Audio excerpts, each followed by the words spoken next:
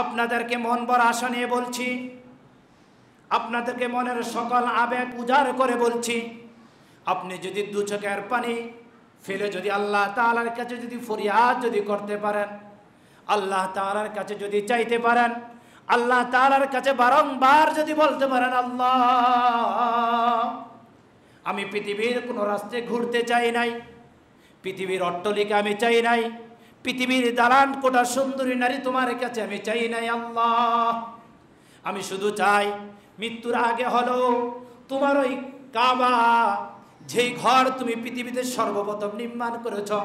কোরআন সাক্ষী সূরাতুল আলে ইমরান এর ৯৬ নম্বর আয়াত, ৪ নম্বর পারার ১ম নম্বর পৃষ্ঠার ৬ষ্ঠ নম্বর লাইনের মাঝখানে আল্লাহ তাআলা বলেন, ইন্না আউওয়ালা বাইতিন উযিয়া লিন-নাস লাল্লাযী বিবাক্কাতা মুবারাকান ওয়া হুদাল লিল আলামিন। খুবই চমৎকার আয়াত। আল্লাহ তাআলা বলেন, ইন্না আউওয়ালা বাইতিন উযিয়া লিন-নাস, আমি আল্লাহ তাআলা আমার বান্দাদের জন্য সর্বপ্রথম যেই ঘর নির্মাণ করেছি সেই ঘর হচ্ছে কাবা। আরো জোরে বলছি সুবহানাল্লাহ। আওয়াজ তুলে কথা বলি, আল্লাহ তাআলা পৃথিবীতে সর্বপ্রথম যেই ঘর নির্মাণ করেছেন সেই ঘরের নাম কি? আরো জোরে বলি, সেই ঘরের নাম কি?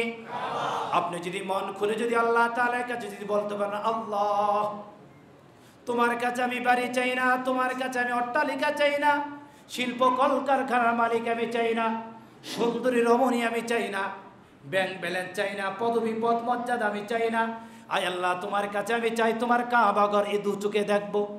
আমি দূরে বিশ্ব আপনার এই দোয়াকে কখনো বাদ করবেন না, কখনো বাতিল করবেন না।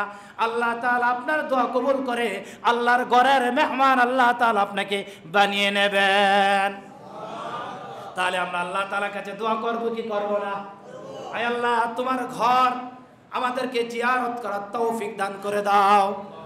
আমি আরো আগে আলোচনাতে বলেছিলাম, যখন আমি উমরা সফর থেকে এসে বলেছিলাম, যখন আপনার এই দু চোখ দিয়ে কাবা দেখবেন, কাবার কালো গিলাম দেখবেন, আপনার বুক আপনার অন্তর যতই আপনার বিচ্ছিন্নময় অন্তর হোক, যতই আপনার খারাপ অন্তর হোক, যত আপনার নগণ্য অন্তর হোক, যত পাষাণ অন্তর হোক, আপনার চোখ থেকে পানি গড় গড় করে বেরিয়ে পড়বে।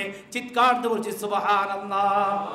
আপনার চোখ থেকে ঘর ঘর করে পানি বেরিয়ে পড়বে, আর আপনার মুখ থেকে উঁচু আওয়াজে বলবে সুবহানাল্লাহ সুবহানাল্লাহ।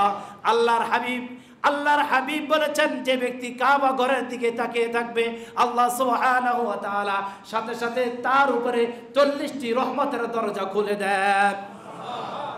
হাদিস শরীফে আছে, যখন তোমরা কাবা ঘর দেখবে তখন একটি দোয়া পড়তে হয়, বিসমিল্লাহি আল্লাহু আকবার লা ইলাহা ইল্লাল্লাহ। কাবা ঘর প্রথম দেখলে ৩ বার এই দোয়াটি পাঠ করতে হয়, আল্লাহু আকবার লা ইলাহা ইল্লাল্লাহ, আল্লাহু আকবার লা ইলাহা ইল্লাল্লাহ, আল্লাহু আকবার লা ইলাহা ইল্লাল্লাহ।